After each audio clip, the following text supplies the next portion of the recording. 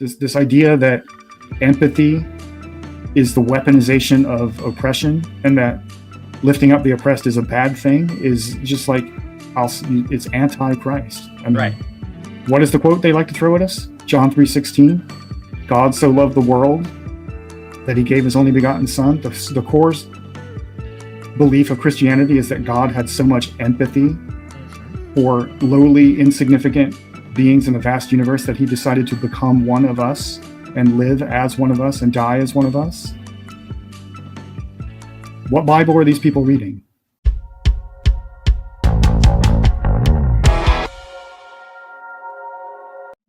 So earlier this week, well, I guess it's Sunday. So early last week, was a national prayer event at a cathedral in Washington, D.C. This happens pretty regularly with these sort of inauguration events.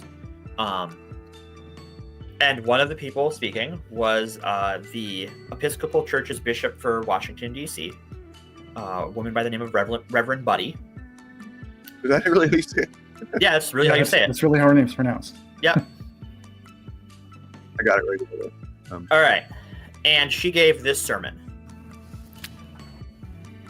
Let me make one final plea, Mr. President. Millions have put their trust in you. And as you told the nation yesterday, you have felt the providential hand of a loving God.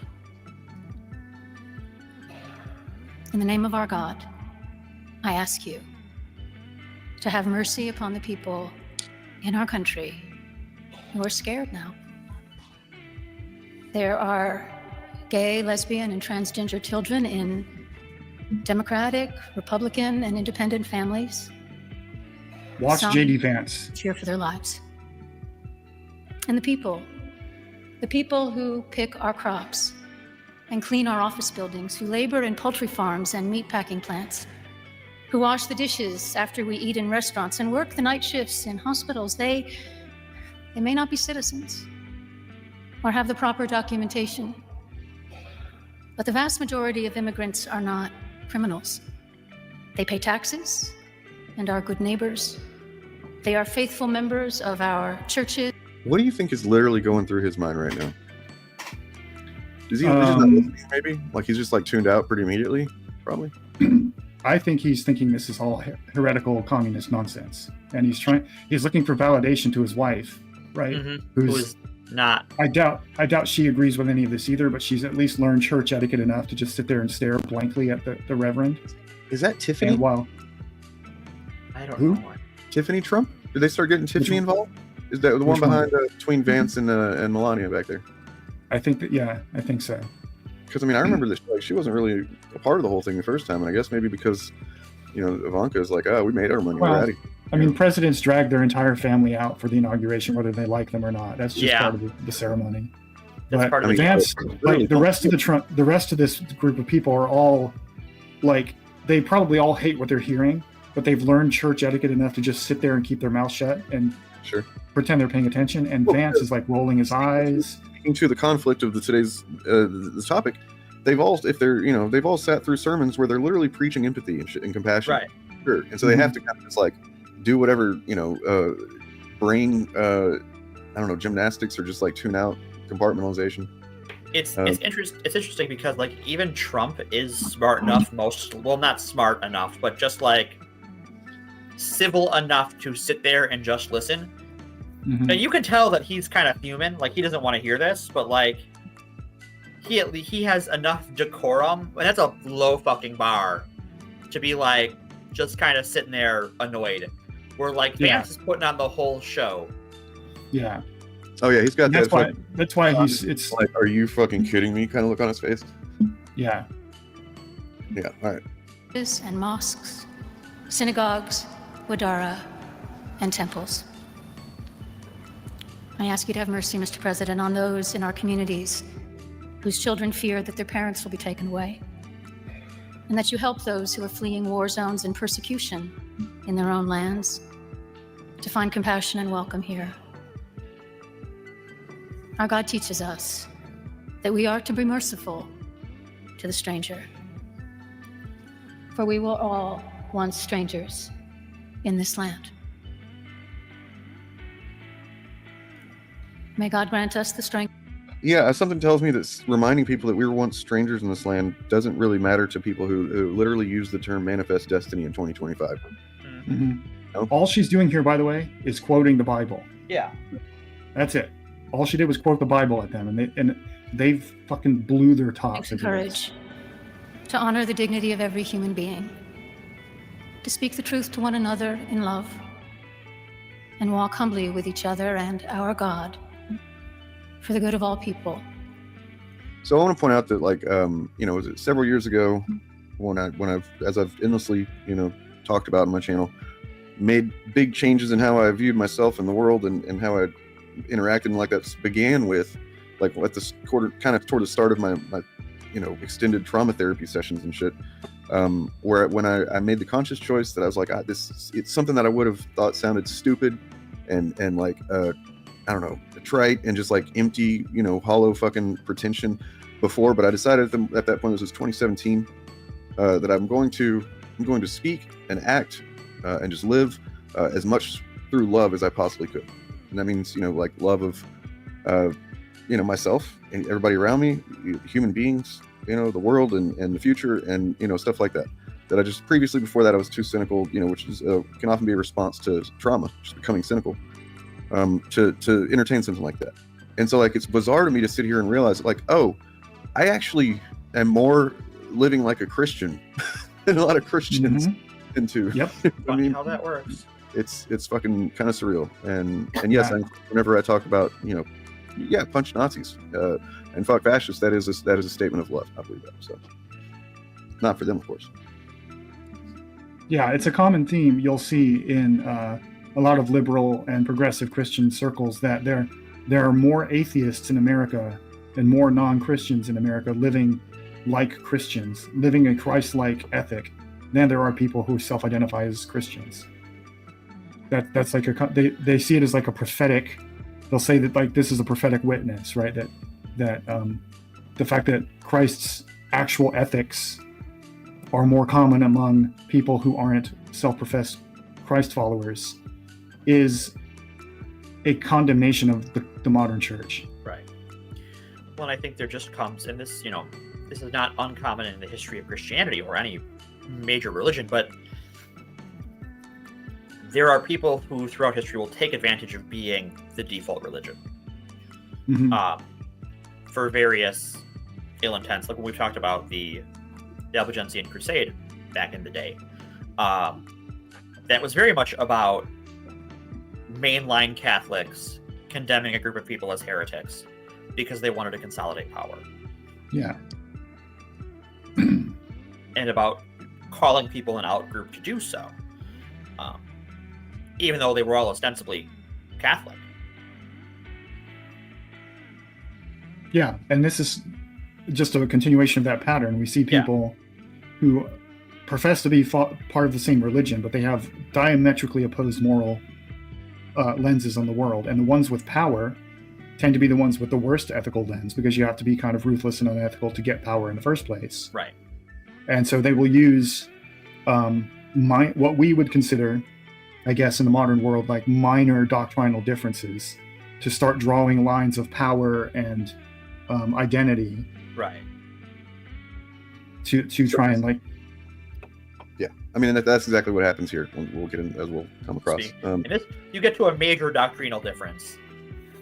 Yeah, and it's kind of in the weeds too, to like even kind of grasp where it came from, like where the divergence happened, right? But like, we'll get there. So yeah, this person, Ben Garrett, who just seems to be, at first glance, maybe just some guy on Twitter, which he is, but he's more than that too, and also less.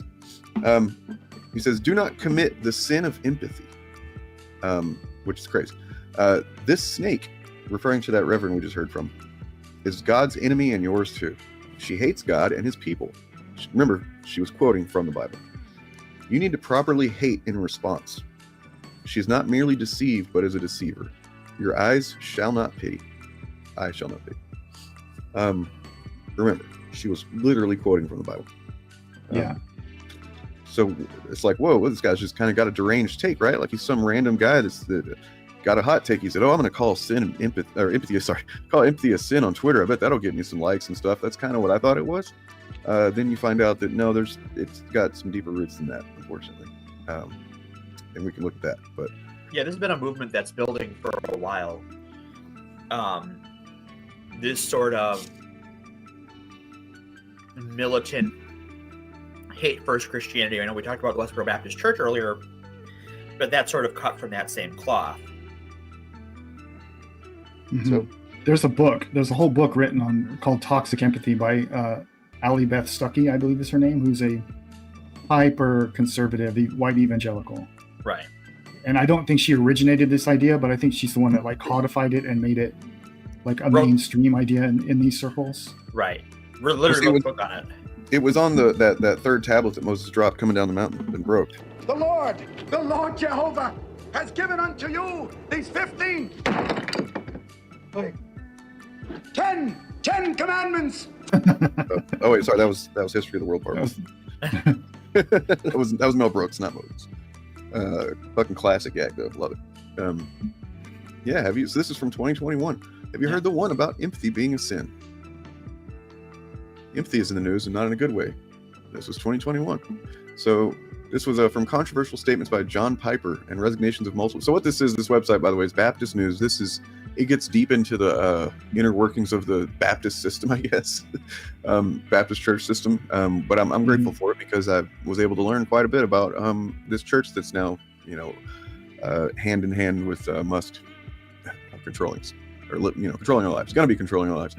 Anyway, so attention has fallen to other controversial teachings of Piper and Desiring God, the organization he founded that has become a hub for Calvinist and complementarian apologetics. What are complementarian apologetics, Bob?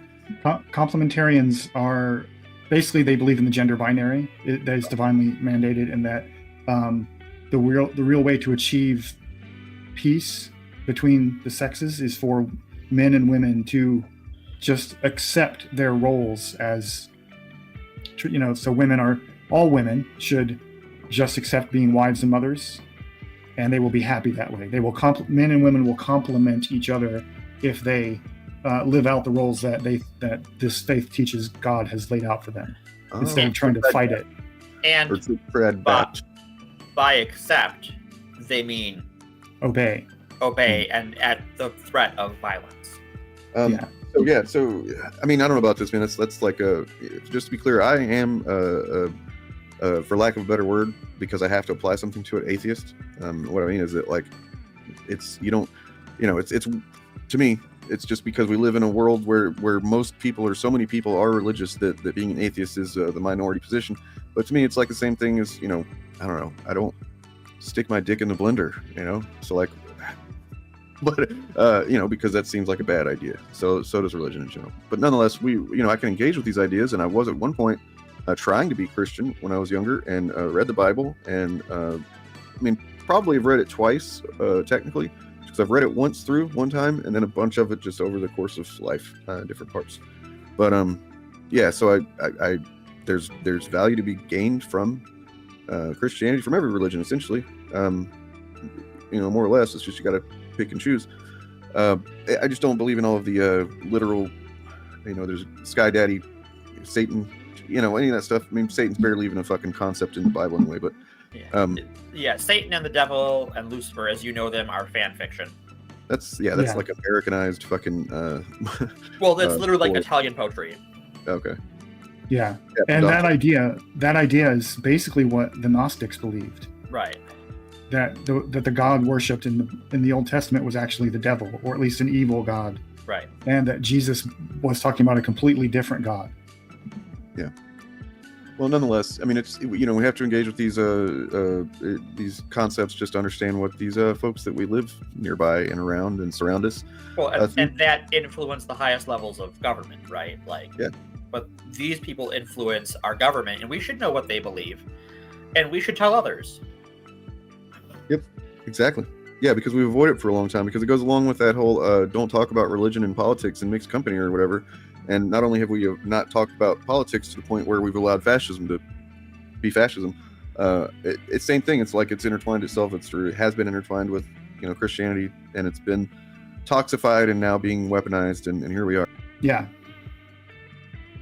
But anyway, I want to point out before we go deeper into this article that this guy, John Piper, his church is one of the ones that has been racked by a sex abuse scandal I'm for shocked, years. shocked, I say. And there's a succession. I think they've just gone through their fourth pastor who's resigned in shame over this. So this is who came up with empathy is toxic, apparently. Empathy is sin. Yeah. I was muted. Let's get into the mechanics of how they came to this, right? All right, So get it. this is from this Desiring God website, Joe Rigney. So he seems to have borrowed from C.S. Lewis. So he's writing to an imaginary friend named Wormwood. Interesting name to choose. He says, by elevating empathy over compassion as a superior virtue, there is now an entire culture devoted to the total immersion of empathy. Books, articles, and social media all trumpet the importance of checking one's own beliefs, values, judgments, and reason at the door of empathy. So then what is wrong with empathy? One of the dangers of empathy, he writes, is that it pulls the Christian down into the pit of sin along with the person in need. His assumption is that empathy, unlike sympathy, requires acquiescing to any and all beliefs, including those that run counter to the Christian faith. So, like, basically, if you have empathy, this is what they believe, I guess. If you have empathy for, a poor person, I guess, who's like a drug addict or something that, is begging for money or something like that, and you have empathy for them, that somehow puts you, because to have empathy is distinct from sympathy in that you don't just feel bad for their situation, you are putting yourself, at least mentally or emotionally, theoretically in their space, in their headspace to kind of go, oh, I know what that must feel like, or I do know what that feels like, right? And they seem to think that somehow makes you like more susceptible to be that yourself. Yeah. Mm-hmm. What they think is, I've heard it expressed this way. I heard our girl Gothics say it this way. That empathy encourages the idea that everybody has their own truth. And so if you show empathy for someone, you are accepting their truth over God's objective truth. Everyone So if you have empathy for, say, queer people, then you will be led down the path of sin because, obviously queer people are living in sin and you can't express. And so the best way to show compassion to them is not to empathize with their position. It's to tell them they are going to hell, to show them some tough love. In using word like truth in this way is like what really makes it, tricky, because like, what the fuck does that mean? So it really, to me, just means perspective and experience that no one, maybe somebody else doesn't see it or respect it or value it, but you still have it. Well, this is where that personal relationship with God theology really comes in. Is it short circuits the brain in a lot of ways. So it's a hack that your version of God, your truth of God's teachings, or whatever you think they are. If you ask 10 different Christians a doctrinal question, you'll get 12 different answers. And if you're talking about a more organized religion where you can do things like debate scriptural interpretation or the history of doctrinal policy, you can do that much easier when you have this personal revelation. Revelation is necessarily first person. I can't disprove that. I can't falsify that. But I can say, because that's my theology, that's my religion, is that my relationship with the creator of the universe is a personal one. And that wouldn't be true if I did, it creates this cycle where, like, it's true because I have a personal relationship with God. And the reason I have a personal relationship with God is because I believe these things that are true because I have a personal relationship with God, and then so on and so forth. Yeah. And then this is reinforced because a pastor is telling them, oh yeah, you're right. Even though the pastor's job, the difference between like these evangelical congregations and other congregations is they are light on the details and the philosophy. So what's interesting to me is that this next part here, this quote, it struck me when I was reading it originally that like, oh, this is I'll just read it first. So, rightly used, this is from this guy, rightly used, empathy is a power tool in the hands of the weak and suffering. So at least he does acknowledge people can be weak and suffering. By it, we can so weaponize victims that they and those who hide behind them are indulged at every turn without regard for whether such indulgence is wise or prudent or good for them. And then I was like, oh, this is the same thing. This is just the kind of the religious version of how chuds everywhere will say, society's had to, bending over backwards to, everything's, you got your way too much. Because there'll be people that'll say, yeah, gay people, trans people, they used to have it bad, but now it's gone so far that like they're the oppressors now, essentially, and that they're weaponizing, they're using, it's the same thing as that. And I would like to point out, Oh, go ahead. I would like to point out that this sentiment is deeply anti-biblical. I got the Bible right here to prove it if anybody wants to see. But if you read read the Gospel of Luke, where it says that Jesus comes to pull the powerful down from their thrones and lift up the weak in their place, to free all the prisoners, to bring good news to the poor. Read the Acts of the Apostles, where when they started converting people from outside the Jewish community, they had a huge fight over whether non-Jewish converts to Christianity should be forced to maintain or observe Jewish doctrine. And they decided, no, for the good of the community and our new members, it is better for us to change our doctrine and stick to the spirit of what we believe than it is to draw lines and gatekeep access to this, et cetera, et cetera. This idea that empathy is the weaponization of oppression and that lifting up the oppressed is a bad thing is just like, it's anti-Christ. I mean, what is the quote they like to throw at us? John 3:16, God so loved the world that he gave his only begotten son. The core belief of Christianity is that God had so much empathy for lowly, insignificant beings in the vast universe that he decided to become one of us and live as one of us and die as one of us. What Bible are these people reading? They're not. What they are is they have bought a philosophy and a theology of what they already believe, which is, what was she wearing? Well, I mean, I think they're also, they're allowing their pastor to interpret the Bible for them as well as not reading it, right? Like, and that's, I think, pretty common. That's common everywhere. That's common everywhere, yeah. All people, every person throughout history who's interpreted the Bible has done that. The Bible has no plain meaning. You always bring your own perspective and your own interpretation to any text, whether it's a sacred text or a comic book, and you filter the truth you perceive in it through your own identity and experiences. I was told in very long videos, actually, that these things are objective. Well. I have some bad news. Whoever's making those long videos is doing so to try and repeat their points. We believe they're bullshit, and they're actually just, what's the word? Full of shit. So back to this. So and then he declares empathy is a sin. It arises again in a podcast where he interviewed Doug Wilson. So this actually, this will take us directly back to Ben Garrett, by the way.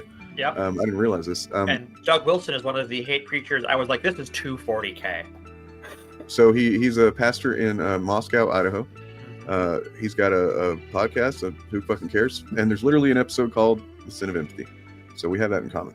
It's probably the only thing. He further illustrates this problem with empathy. Empathy is the sort of thing that you've got someone drowning or they're in quicksand and they're sinking. And what empathy wants to do is jump into the quicksand with them, both feet. And it feels like it's going to be more loving because they're going to feel like, I'm glad that you're here with me in the quicksand. The problem is now you're both sinking. That's fucking stupid, Doug Wilson. It's not empathy. Like, he has to so loved the world.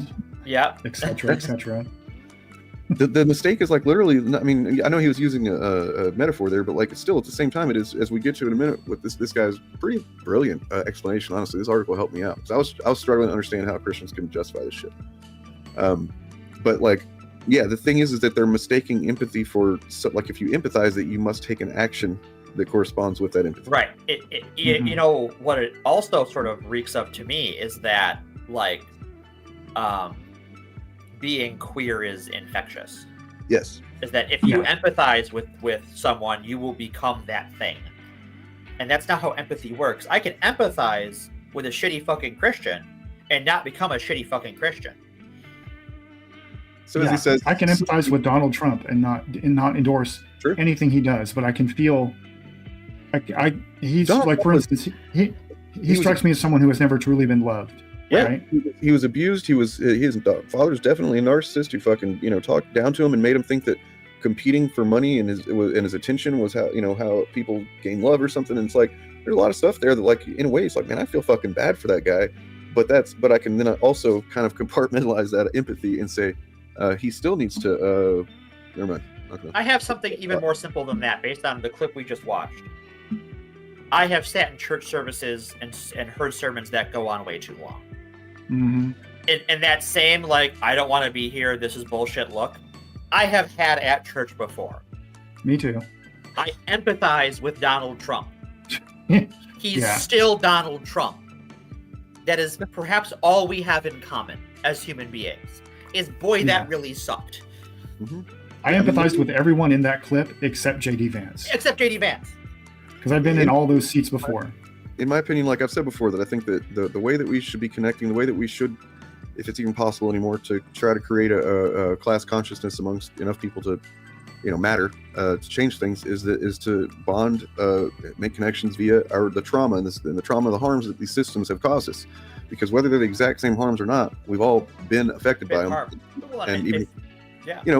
and that's what is that? That's empathy. You know what I mean? Like, I'm not black. I don't know what it's like to be treated like I'm just a criminal because I got pulled over for taillight being out or whatever. I mean, I have been pulled over for some shit anyway, but like still, no, I'm not black, so I wasn't treated as poorly probably as a black guy. But you get it. At the same time, I get the fucking feeling of like, that must suck to literally not be seen as an individual, and just because of what you look like. That anyway. Right. Sorry. So, I'll turn that. Oh, I got it back. I found it. Came back.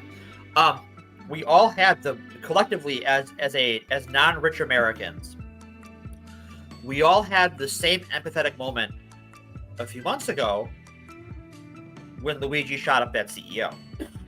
Mm-hmm. We all collectively empathized with each other that, nah, man, I get it. We all got it. They had to, every, corporate media outlet had to tell us we didn't. Which is exactly why they do this, because they cannot allow us to have too much of that. Right. Too many instances of like literally, most people in the country going, oh, wait a second, yeah, we really are kind of fucked over by this system with insurance and stuff, right? Because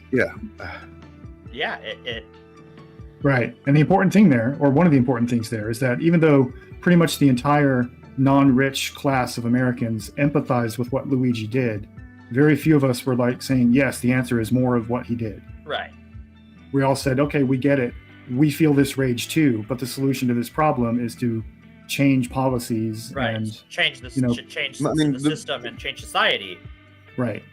And I mean, recognize I'll be willing to say that, like, not that there needs to be more, but just that don't be surprised. Yeah. You know what I mean? I know, like, I said that on this very show that I won't be surprised when it happens again. Neither will I. I don't think anyone will. No.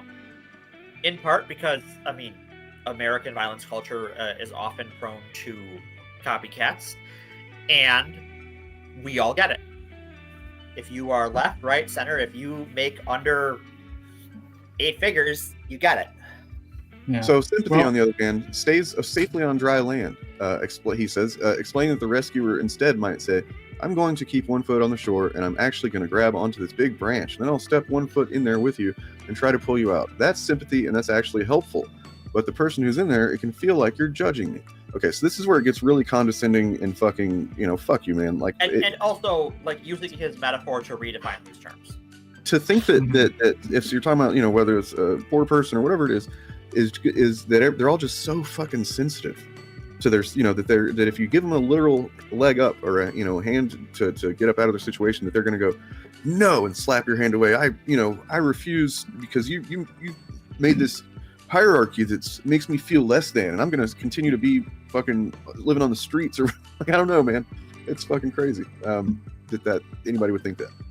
But yeah. it's I've seen one black preacher, Benjamin Dixon, refer to this attitude among white Christians as their fear of losing privilege, their fear that the gospel actually demands real sacrifice of them and they refuse it. So one alternate take on it. I've talked before about this, where like I read a blog somewhere couple of years ago that was like something. Fuck, I wish I remember the name of it so I could look it up again. But this guy had explained what it is about being a fascist that a lot of people don't realize. And I was somebody who like I got a pretty somewhat thorough working understanding of fascism. So I was surprised to learn that there was a big piece of it that I had not fully grasped or really at all. And I think he's right, was saying that fascists don't think like it's not that they're like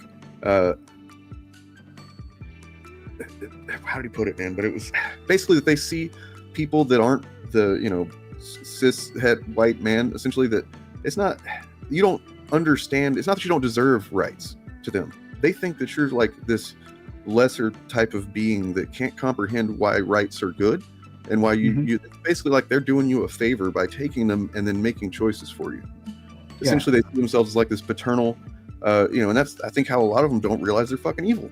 You know what I mean? Like, because they think that they're, it's how JD Vance can sit there and listen to that preacher and think, she doesn't get it. You know what I mean? Because he's like sitting there, these people they can't even understand what to do with their rights. They don't even fully grasp how great it is to have rights and why it's a good thing. So I'm going to take it from them and then make the choices that best benefit, everybody else.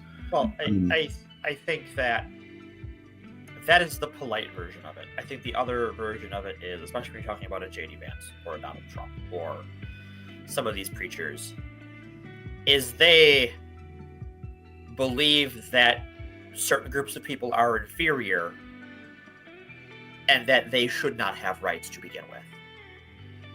That they deserve to be in bondage or to be contained or removed or executed.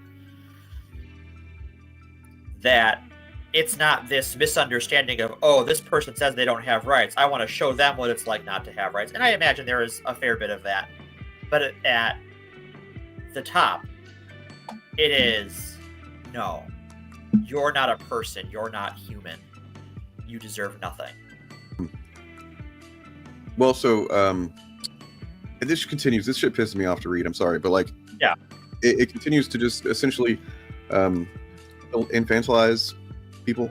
And so the necessity that necessity creates a hierarchy. It implies that one person is hurting and the other person is the helper, and that's part of the problem, is no one wants to feel like they're the hurting. That can only be fucking said by somebody who is in a position of power, simply be able to oppress people. One whose role is to hurt people. Good. I mean, that just means you haven't listened. You haven't literally, whether it's Black Lives Matter or whatever it is, everybody's explaining this is hurting us. We are hurting. Our communities are hurting. Look at all this trauma. Look at all this fucking pain. Look at all the violence that happens. It hurts. Hey, it hurts. Stop doing that. It hurts. Well, this explanation of empathy is the sign of someone who has no empathy. Right. This person doesn't understand empathy at all, but he thinks he does.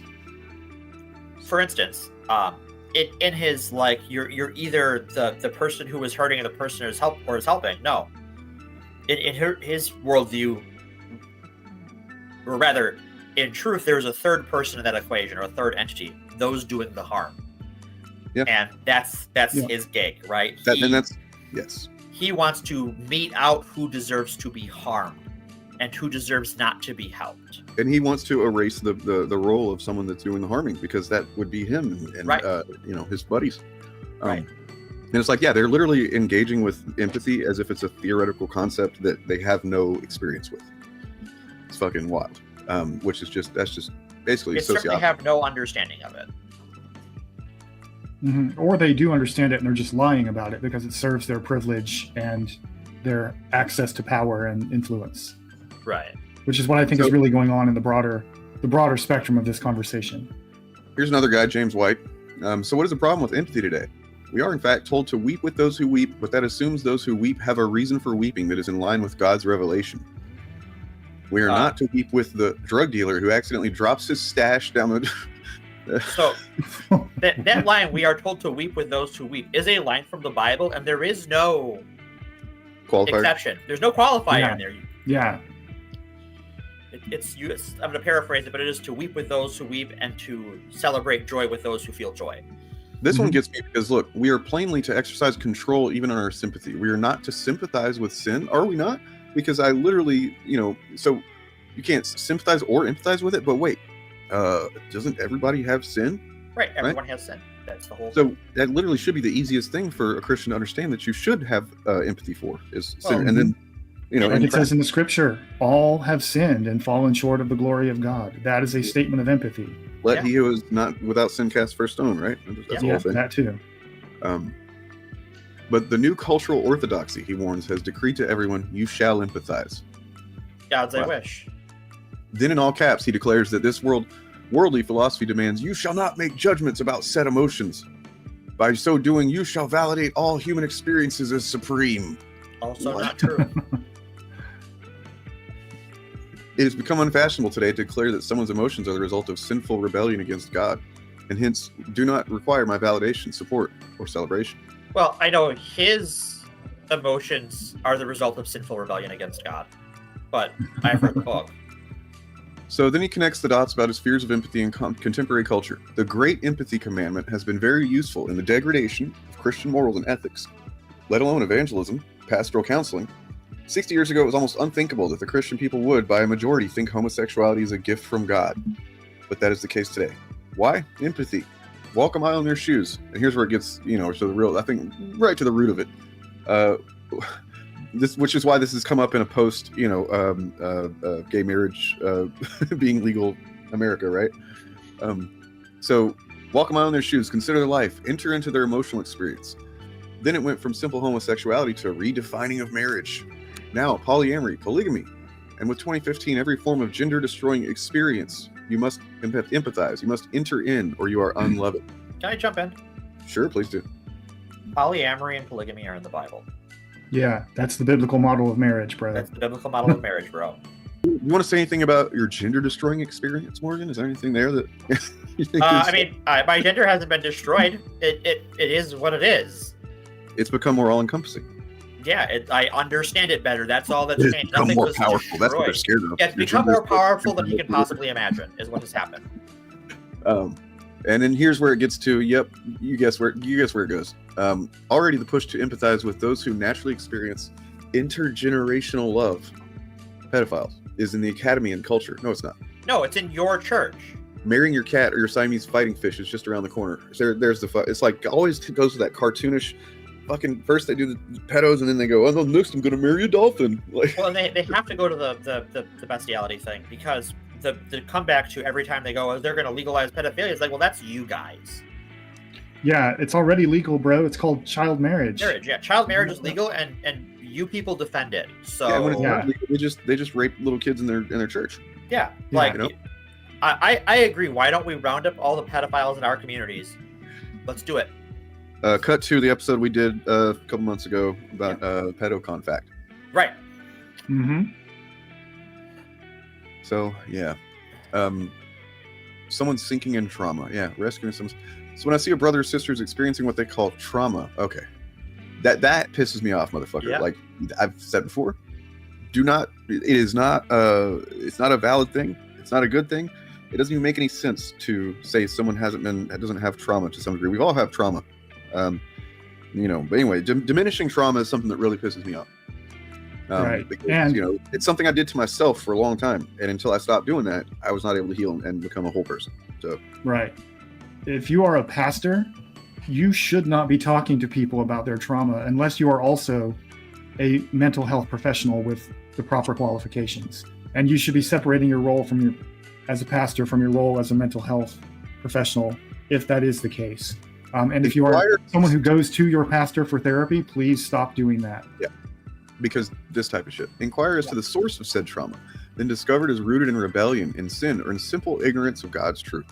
The last thing they need, so let's say, and this might be pretty common, like rebellion. So you're supposed to submit to the rule of your father if you're like a minor child or whatever.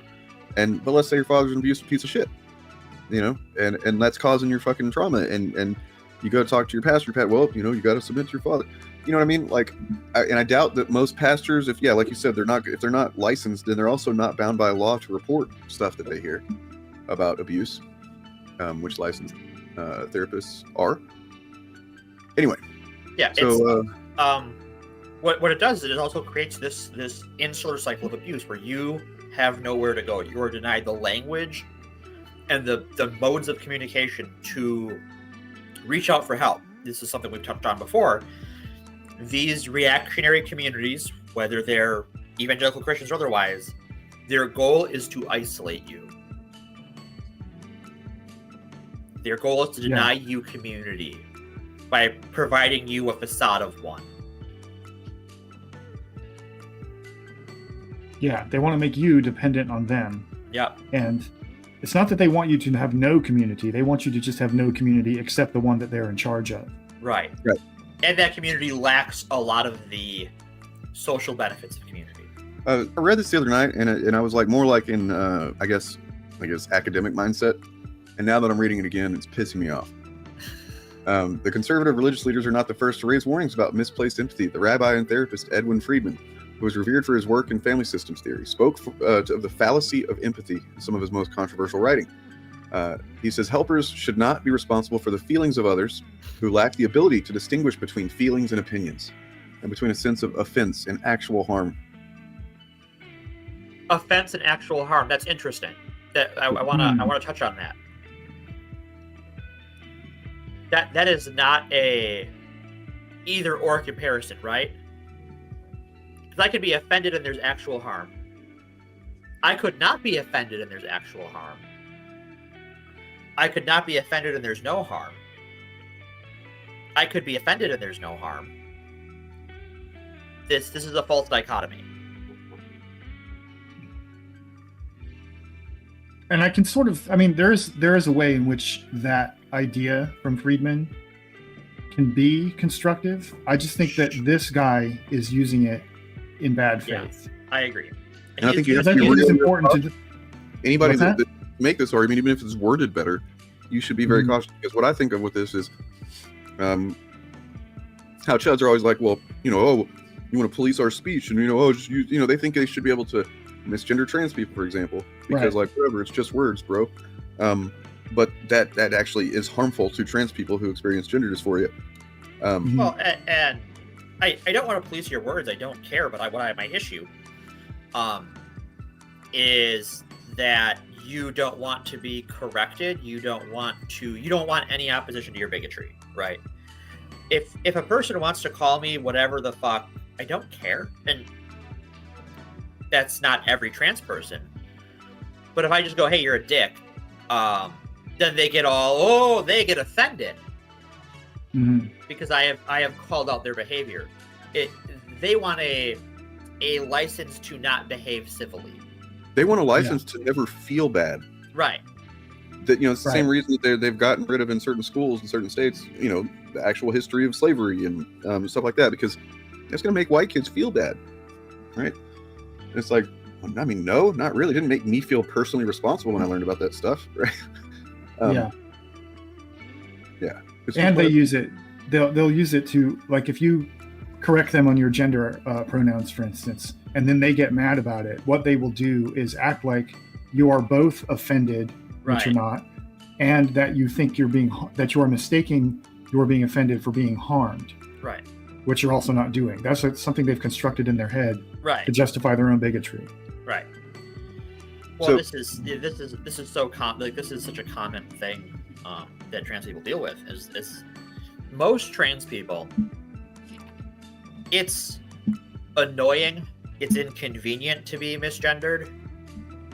Well, I mean, I think of, like, younger people who if they're of course maybe I'm just kind of infantilizing trans people myself, but like, if you're hearing it from left and right, from your family, from people at school, on the internet and stuff like that, that I'm sure that's gonna fuck with you a bit. And that's the difference, right? Is that, like, when there's a culture of doing it, and when doing it is propped up as either not a problem or valorous in some ways, yes, you're going to cause a person to become traumatized and to react to it.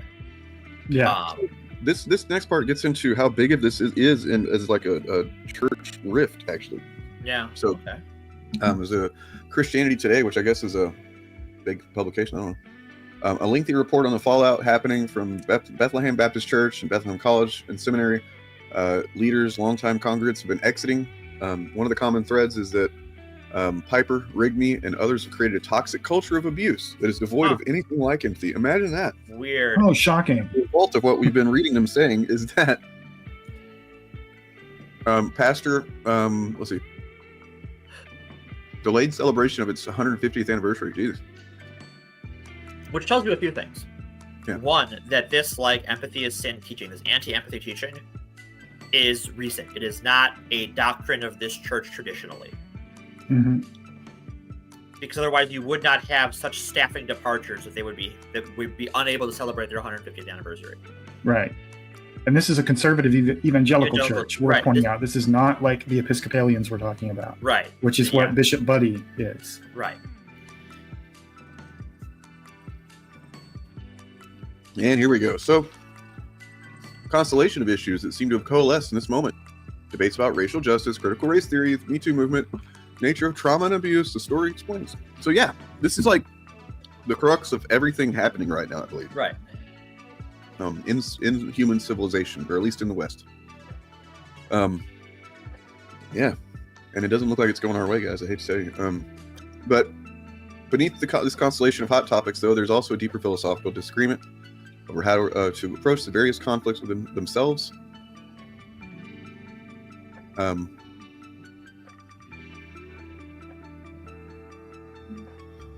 So this is where it gets into this person, the writer, is actually going to defend against this bullshit. Right. The story identifies 3 pastors who left the church staff as the most empathetic pastors on the staff. Their empathy, congregants report, has extended to prayers and sermons related to the series of racial reckonings over the past year, from the murders of George Floyd to the murders of Asian women in Atlanta. Ming Jin Tong, who is Taiwanese American, wore traditional Chinese attire as she preached on the Sunday following the Atlanta massage parlor shootings. Christianity Today reports that Tong and another pastor read the names of the Atlanta victims in public prayer that week. Oh my God. Which resulted in criticism from a fellow elder for bringing up race as a component in the incident. And in these events, reading out the names of the victims in a tragedy is not uncommon not just in any Christian church, but also in other religions. That's a pretty common practice. Well, I mean, I guess she probably must have described it too as a race-based shooting, because it was. Because it's what it was, yeah. Specific places and targeted specific people. Right. And also not just race, but their profession. Employment, yeah. In other words, these pastors were too empathetic about the murders of sex workers. And there you go. It's all about not having empathy for, the people you're better than. Never mind who Jesus and besties were. Yeah. So Scott Knight, this dude's pretty awesome, actually. From the best I can tell, these denouncers of empathy are distinguishing the virtue of compassion from the potential vice of empathy. The former means to suffer with, and the latter to suffer in, or to feel with and feel in. The former is rational, and the latter appears to be less rational, and perhaps irrational. At least in their constructions, it's okay to suffer, but not suffer with, but not suffer in. Of this view, he says, this may be the most unwise piece of pastoral theology I've ever seen in my lifetime. Pastors without empathy are not pastoring. It appears to me recent proponents of diminishing empathy are not only basing their definition on etymology, they're ignoring standard definitions, and in so doing, are misdefining both compassion and empathy. They then invent their own definition, extrapolate to something out of line, equate that with empathy, and then castigate a genuinely important act, empathy, as a result. We need both compassion and empathy, not one or the other. The derision of empathy relates to one of the problems with white male leadership, citing a dissertation written by one of his students. Her work has made me more alert to the reality of white evangelical men suppressing feelings, exaggerating rationality, and combining such in the rise of masculinist white evangelicalism. Suppressing feelings has been the name of the game for many men in evangelicism since World War II. Can I touch on something quick? Please. Exaggerating rationality. I love that phrasing. Mm-hmm. Because so much of these rational bros, whether they're atheist debate bros who, became anti-feminists, or these chuds who have this objective media take, they are exaggerating rationality. They are exaggerating the definition of the word, of how to practice rationality, of what even is rational and irrational, and how rational humans can be. That's such a great phrasing. I'm going to have to use that elsewhere. So labeling empathy as sinful appears to be a power play worthy of controlling narcissists. A lack of empathy characterizes narcissism, And that was the first thing I thought of when I heard about these recent denouncers of empathy. I suspect in the diminishment of empathy, we will encounter someone who wants to be in control rather than sidetracked by someone else's emotions and feelings. There's a fear on the part of some that in empathizing, one will get lost in another's feelings or emotions or anxieties or troubles. Then it gets into essentially what I think is the core thing, which is these people are cowards. You know, that at the very root of it, they're just afraid of, whether it's that they might identify very strongly with something, that they don't expect to or don't want to. And then that in their mind, because they see that person or that type of whatever as less than, that they're going to be less than too. Just broadly speaking, it's something like the system doesn't want to allow people to, I've said this before. I think I told maybe Chariot this, that I was like, I feel like trans people are such the hot button, target issue by conservatives, because it's kind of like just this one pin or one column under the bullshit they believe and that they take for granted and have taught for, fucking centuries, that if everybody kind of just accepted that trans people are valid, that you're going to see just a lot of assumptions about the way the world is kind of fall away. Right. Does that make sense? Like, Yeah. Because much of it is based on, patriarchy and misogyny, and it's that if you go, okay, but yeah, what if trans people are valid? Meaning that it's your gender is fucking a social construct, then other social constructs are going to come to the forefront, right?